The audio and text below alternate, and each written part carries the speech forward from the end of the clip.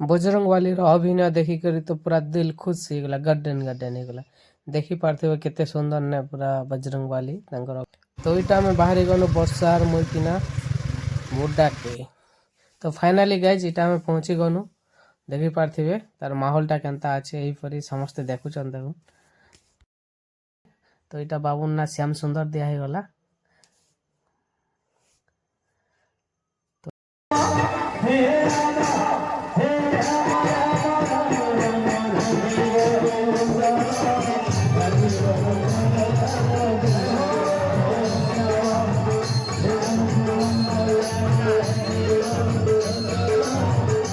दादा जेन आयोजन करते समस्ते पसंद कले, बहुत भल लगला।